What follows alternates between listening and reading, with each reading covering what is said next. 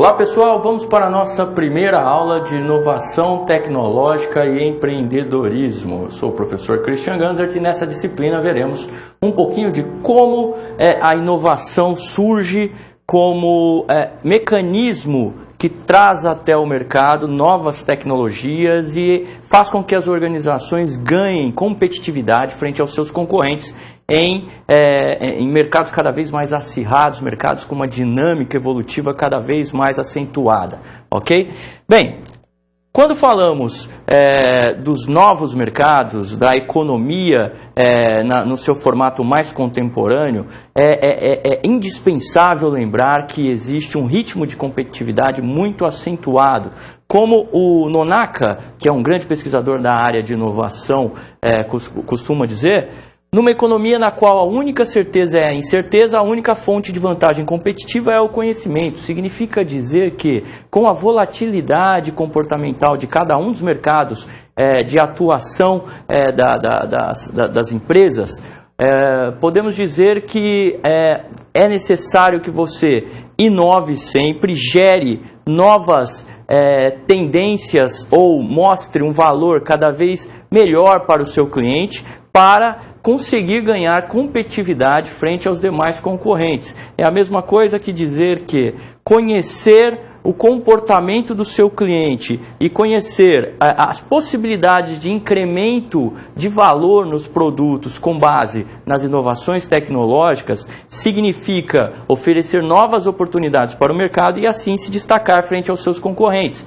Para que isso ocorra, é necessário conhecimento. O conhecimento é a ferramenta, ou até melhor, será o motor que gerará todo o movimento de inovação que levará uma determinada organização a competir num determinado mercado.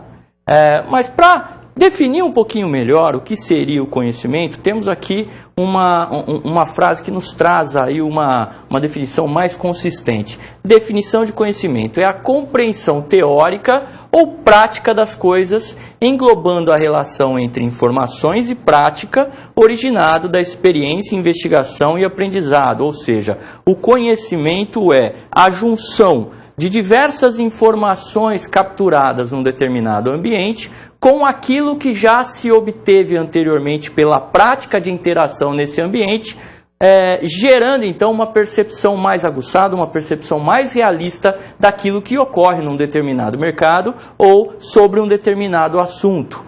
O conhecimento é a base da ciência e matéria-prima para as invenções.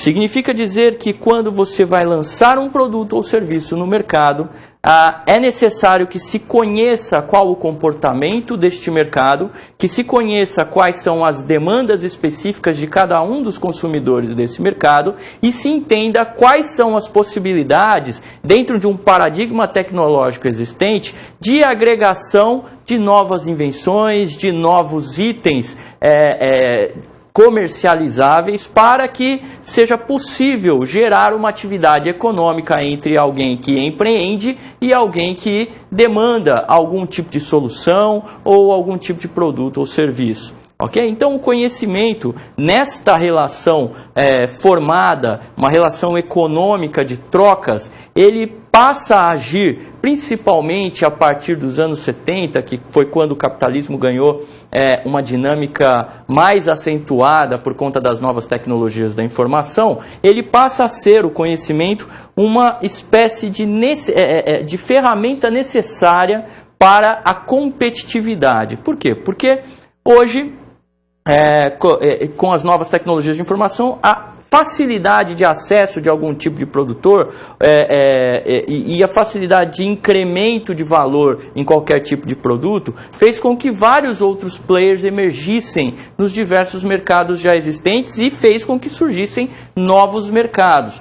Esses mercados estão conectados à velocidade da internet, né? Então é possível dizer que o próprio comportamento ou a percepção das pessoas acerca do que consumirem se modificou, tornando aí cada vez mais ávido o processo de oferta de incrementos ou inovações nos produtos e serviços para que fosse possível sobreviver nesses mercados acirrados.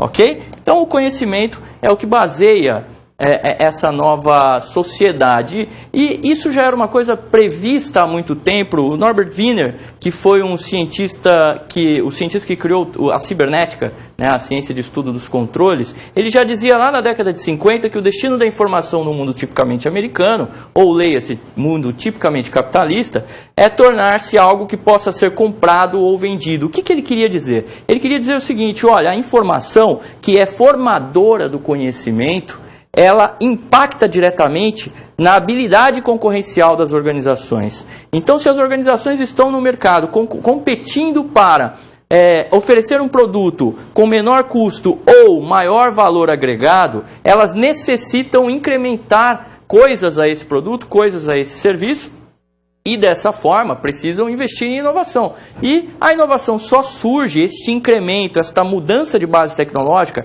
só vai surgir quando há o conhecimento. E na raiz do conhecimento nós temos a informação, né? E o que seria então a inovação nesse contexto? É o uso do conhecimento para o desenvolvimento de tecnologias, produtos e práticas, levando em conta sua apresentação e disseminação na sociedade. A inovação, ela é esse processo de agregação de novos valores baseados em novas percepções de mundo, novas tendências tecnológicas, agregação que só vai ocorrer se por acaso houver a percepção de informações que nutram um processo de desenvolvimento de novas tecnologias. Então, a busca por informações, a busca por conhecimentos, a prospecção tecnológica, ela é a causadora de um movimento de renovação da forma que se percebe um determinado produto ou serviço, o que é, na verdade, a sustentação do processo de inovação, né? Quem não inova no mundo atual está fadado a ser esquecido pelo mercado. É só você observar alguns mercados de grande incremento tecnológico, como, por exemplo, o mercado de telefonia, né? Antigamente, os telefones celulares eles vinham preparados com uma tecnologia apenas para se falar. Depois foi se descobrindo que era possível a transmissão de textos. Depois eles foram integrados à internet. Depois eles foram integrados a uma nova perspectiva de uso da internet, com filmes, com uma interatividade cada vez mais acentuada. E hoje a gente costuma dizer que o celular serve até para falar, sendo que a própria telefonia se tornou algo ultrapassado na tecnologia celular. Hoje em dia, as conversas ocorrem por meio do uso da internet e de ferramentas acopladas à internet, e não mais nas bandas de telefonia que se utilizavam há 5, 10 anos atrás.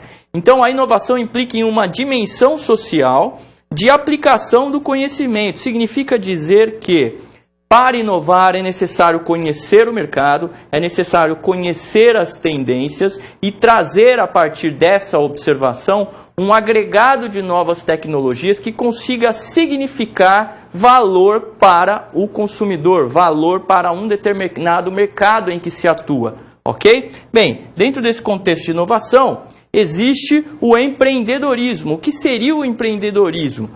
É um conjunto de processos, práticas e ações voltadas a criar negócios ou organizações, ou seja, é um movimento que um determinado indivíduo ou um grupo de indivíduos faz em prol de gerar uma nova dinâmica de oferta de valor à sociedade, dinâmica que está caracterizada por processos e recursos que, empenhados, geram esses processos para entrega de algum tipo de valor à sociedade.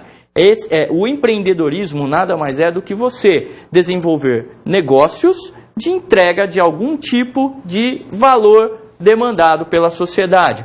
O empreendedor reúne os recursos necessários para isso e assume liderança e riscos que podem levar ao sucesso ou ao fracasso do empreendimento. Então vamos tentar entender quem é o empreendedor. O empreendedor é aquela figura que está por trás da liderança do empenho de recursos para, dada uma determinada alocação de recursos, gerar processos que vão gerar produtos ou serviços a serem entregues a uma instância de mercado, a algum determinado conjunto de clientes em potencial. O empreendedor ele assume o aspecto da liderança de todo esse movimento de oferta deste valor. Então, o empreendedor é uma figura emblemática não só para a geração de novos negócios, mas também para o surgimento de um movimento de inovação que tem tudo a ver com a característica concorrencial dos mercados contemporâneos. Então, podemos dizer que o mercado contemporâneo ele é um mercado empreendedor, né? As pessoas estão antenadas com as várias vantagens trazidas pelo novo arcabouço informacional e podem, com todas essas vantagens, abrir novas oportunidades de relacionamento com um mercado que está cada vez mais dinâmico e que necessita da inovação.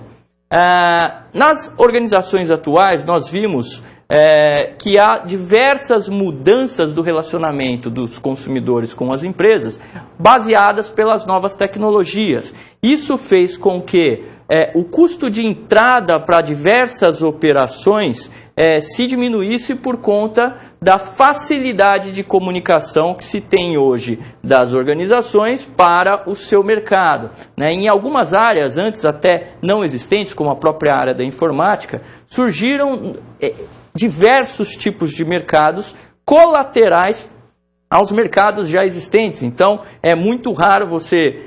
aliás, eu diria que é mais do que raro, é quase que impossível você encontrar um negócio hoje que não tenha alguma via de acesso do consumidor pela internet para buscar maiores informações sobre um determinado serviço ou produto, algum tipo de canal informatizado de controle das operações dessa organização. Então, as novas tecnologias trouxeram aí várias vantagens em termos operacionais e de relacionamento com o mercado.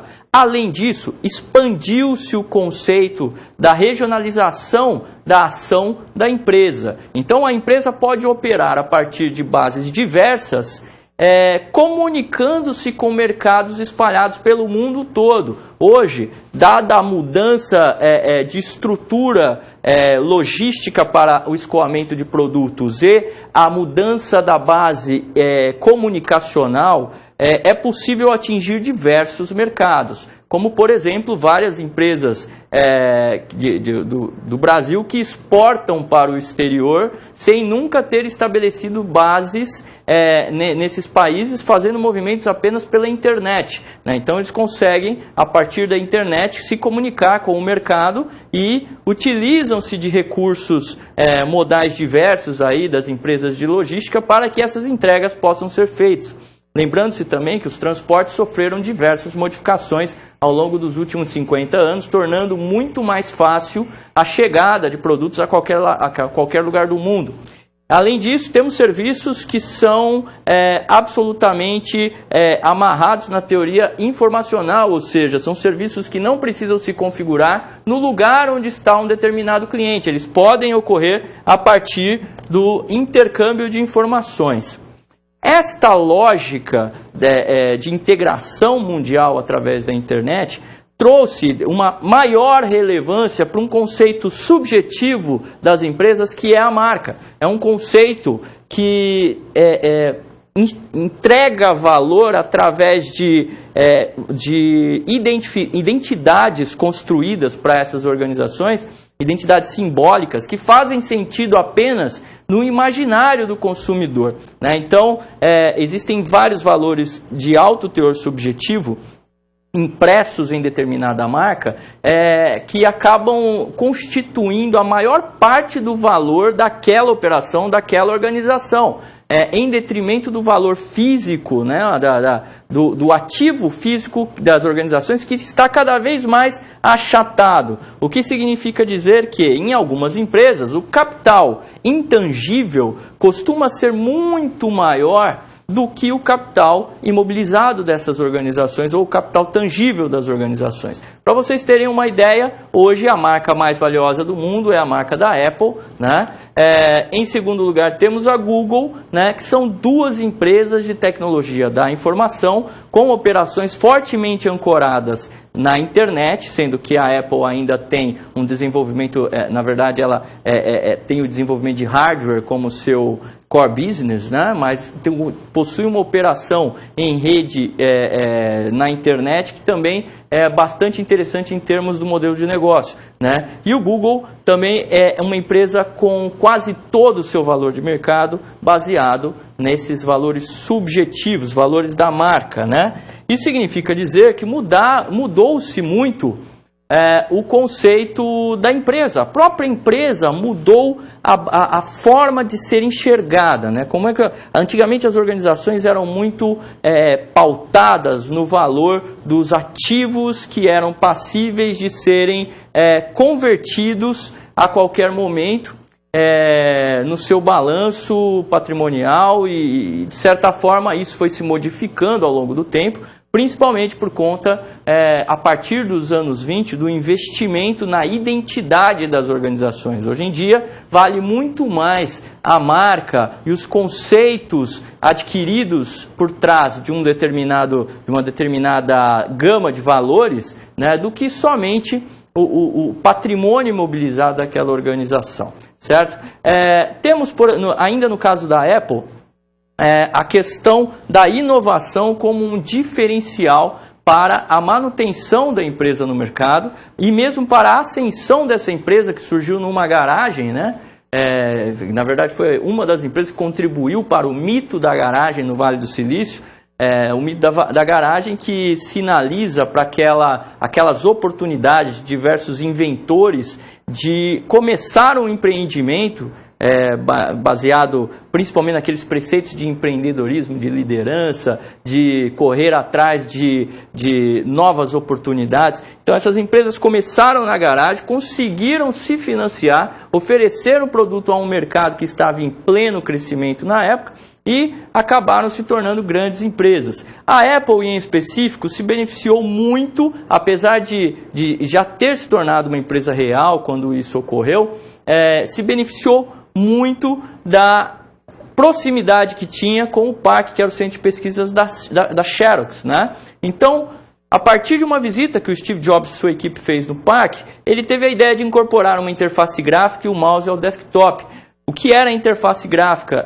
Até então, os sistemas operacionais eles eram todos a partir de um prompt de comando, você digitava um determinado comando, e o computador fazia com que as coisas acontecessem, acessávamos diversos aplicativos que poderiam estar lá disponíveis. A partir da interface gráfica que o Jobs assistiu neste centro de pesquisa da Xerox, ele pôde perceber que seria possível uma interatividade com o usuário ainda maior, tornando mais fácil o acesso às diversas possibilidades de produção que o computador daria, né? Então, a Xerox também tinha desenvolvido para operar essa interface gráfica um dispositivo que é o mouse, hoje conhecemos como mouse, e esse dispositivo fazia com que você pudesse navegar com um cursor numa determinada tela e acessar diferentes menus. Isso tudo foi desenvolvido pela Xerox para operar os seus equipamentos de cópia e de reprodução que eles tinham lá,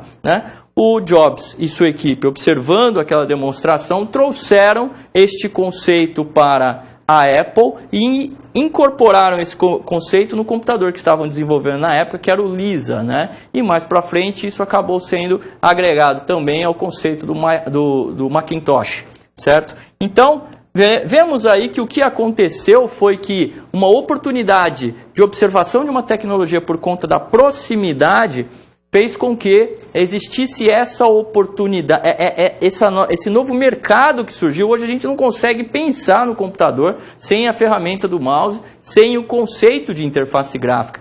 A interface gráfica que depois deste lançamento da Apple, foi incorporada também pela Microsoft com o lançamento do seu Windows. Na verdade, os dois lançaram simultaneamente e existe toda uma história de pirataria por trás do lançamento desses produtos aí, que é bastante interessante observar e investigar.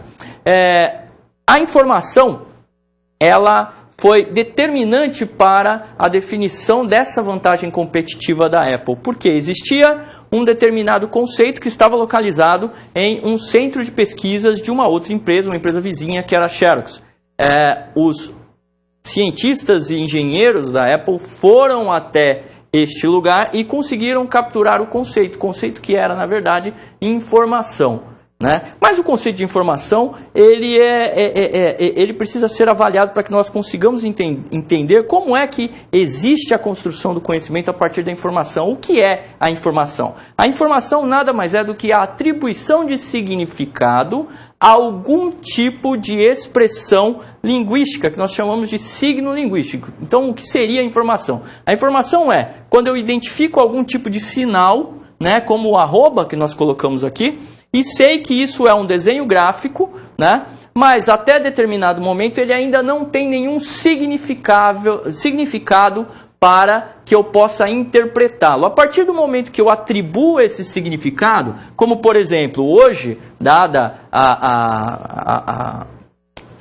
a inclusão dos símbolos de tecnologia de informação em nossa cultura, nós sabemos que quando vemos um arroba, nós já pensamos em algum tipo de e-mail ou algum tipo de comunicação eletrônica. Então, se eu atribuo o significado do arroba à mensageria eletrônica, basicamente sempre que eu vir este sinal, eu sei, isso deve ter alguma coisa a ver com e-mail. Eu atribuí um significado a um signo linguístico, ok? Então, o conceito de informação é baseado nisso. São alguns sinais que podem ser gráficos, podem ser oscilações do ar que gerem algum tipo de ruído, como por exemplo os vocábulos, né? Quando nós ouvimos alguém falando, na verdade eu consegui receber um signo por alguns dos meus aparelhos perceptivos, né? E aquele símbolo ele precisa estar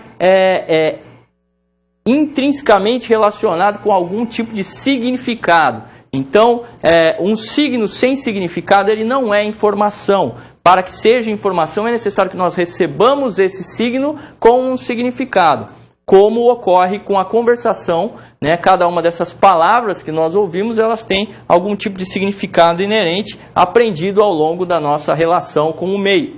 Bem, como é que se relacionam, então, informação, conhecimento e inovação? A informação ela é criada com o processamento, cruzamento e contextualização de dados brutos, dados que são a mínima parte da informação, ou seja, são os signos com um certo teor de significância, mas que ainda não foi compreendido a partir de uma visão macro do que ele representa, de forma que esses dados façam sentido e possam ser interpretados.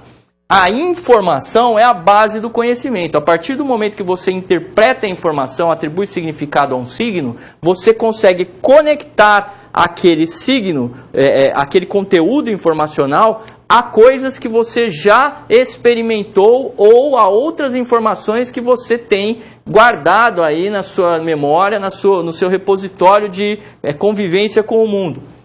E o conhecimento é a base da inovação, né? Porque uma vez que a informação surge e altera aquelas informações anteriores, você gera conhecimento.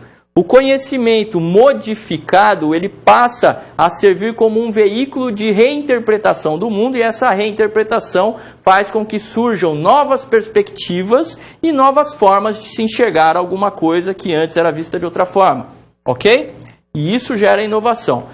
O conhecimento ele pode ser dividido basicamente em duas vertentes. Temos o conhecimento explícito, que é a forma que a maioria dos pesquisadores chama aquele tipo de conhecimento objetivo, racional, sequencial ou digital.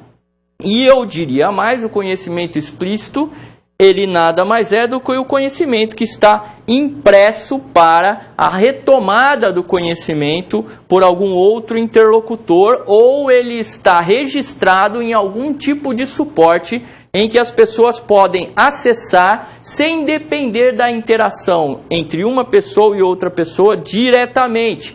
Ou seja, sempre que eu falo de conhecimento explícito, eu demando a existência de um suporte informacional. Significa dizer que o conhecimento explícito, na verdade, é informação impressa em um suporte que eu consiga interpretar no momento posterior? Exatamente isso. Conhecimento explícito é um repositório de informação no qual um interlocutor, uma vez que consiga acessar, consegue extrair significado, fazendo assim com que este conhecimento seja transferido de um indivíduo que imprimiu essa informação em algum suporte para outro indivíduo. Quando eu digo imprimir a informação em algum suporte, logicamente nós temos que considerar os diversos tipos de mídia existentes, né? Então podem ser informações gravadas com voz, informações de vídeo, informações registradas em texto, todo tipo de informação, ok? O conhecimento tácito é aquele conhecimento adquirido com a experiência direta do interlocutor com o meio, né? Então ele é subjetivo, empírico, simultâneo e prático. Conhecimento tácito, se formos levar ao pé da letra, é a raiz do conhecimento, é o conhecimento em seu formato real, que é o conhecimento que ocorre no interior da percepção de cada uma das pessoas acerca do mundo, né? Os indivíduos, a partir da sua vivência, eles vão coletando informações, adquirindo conhecimento e transformando esse conhecimento. É desse conhecimento que falamos quando falamos de conhecimento tácito. Na verdade, quando este indivíduo faz qualquer tipo de transmissão desse conhecimento a partir de suportes, ele está transferindo informações. Por isso dizer que existe conhecimento explícito é um tanto redundante com o conceito de informação, uma vez que o conhecimento explícito, na verdade, ele não é conhecimento, ele é informação que foi registrada no formato de signos linguísticos e que terá a possibilidade de ser interpretada com atribuição de sentido e voltar a ser algum tipo de conhecimento se outro interlocutor vier a ter contato com este suporte. Então precisamos entender bastante das diferenças deste tipo de conceito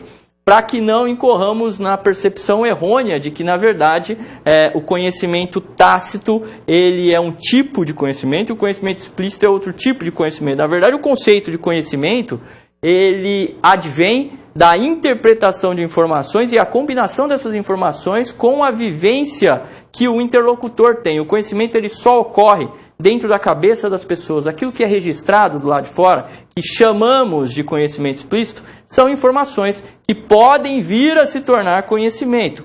Podemos fazer uma analogia com a música e o conhecimento. Sabemos que a partitura, ou seja, a parte escrita da música, ou aquilo que nós podemos registrar daqueles sinais sonoros que conseguimos interpretar num determinado ambiente, que é qual chamamos de música, é, na verdade, uma anotação do que está ocorrendo. Esta anotação tenta transferir uma ideia através de registros gráficos do que seria a música. Somente conseguem entender a partitura aquelas pessoas que possuem conhecimento, mais uma vez, acerca do que é a anotação da partitura e de como transformar aquela anotação ou reproduzir aquela anotação em algo parecido com a música que nós conseguimos ouvir no ambiente. Já a habilidade do músico de fazer isso, de transpor a partitura para essa materialização da música, é o conhecimento tácito, né? É a habilidade que ele tem a partir da experiência de vida ou da experiência em identificar diversos outros documentos registrados que chamamos de conhecimento explícito acerca deste item, deste recurso que é a música. Vamos adiante. Conceito de sociedade da informação, dentro de todo esse conceito informacional de conhecimento, ele foi bastante estudado pelo Manuel Castells, que é professor da Universidade da Califórnia, e o Manuel Castells costuma dizer que vivemos na sociedade da informação, na qual o controle e o processamento de dados aumenta drasticamente com a emergência das redes. O Manuel Castells escreveu alguns trabalhos que relacionam a questão da rede formada por diversos interlocutores cada vez mais com relações intrínsecas entre si, né, cada vez mais se comunicando e tornando o processo de produção econômica mais dinâmico por conta das tecnologias da informação. O O Manuel Castells costuma dizer que existem algumas fases do capitalismo. A fase que nós estamos vivendo hoje é a fase do capitalismo informacional, no qual o excedente gerado pelo sistema é um excedente de informação, e que essa informação, tendo valor por conta da necessidade de inovação e a necessidade de competitividade das empresas, passa a exercer um papel cada vez mais importante em nossa sociedade, dita sociedade da informação. Ficamos por aqui e até mais.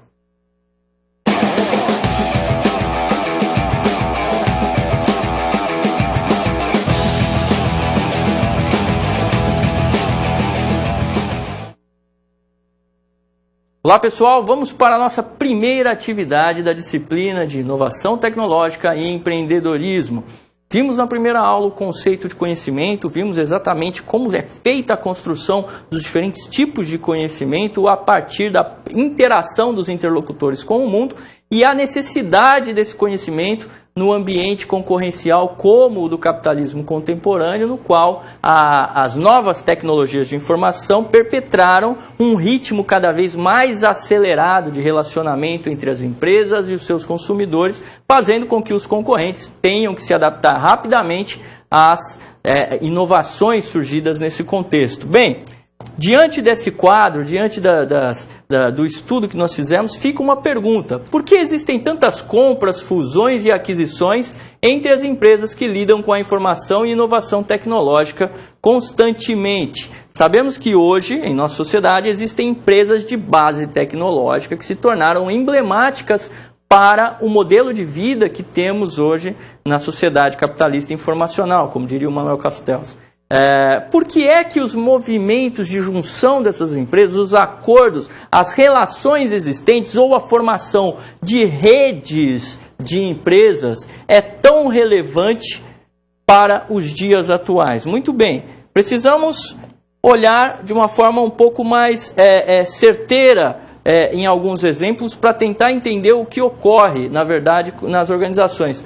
No âmbito das aquisições, em diversos momentos, o Google, por exemplo, que é uma empresa emblemática dos nossos tempos, adquiriu empresas que serviram de base para novos produtos e serviços, como, por exemplo, o Blogger em 2003, em 2004 foi o Picasa, o Keyhole, que virou o Google Earth, né? Em 2005 incorporou o Android, ampliando aí suas vantagens frente aos sistemas operacionais existentes. E em 2013 teve o DeepMind, que foi uma outra empresa. Agora, por que é que o Google passou a adquirir diversas empresas dessa forma? Primeira coisa que é preciso se notar é que é necessário inovar e ganhar posições frente aos concorrentes do mercado. Quando o Google vai para o mercado e adquire novas empresas, ele traz junto com isso a tecnologia dessas empresas, né? Além disso, ele vai ganhar escala e vai incrementar as suas operações de uma forma muito rápida, porque ele traz a base de clientes dessas empresas para as suas operações.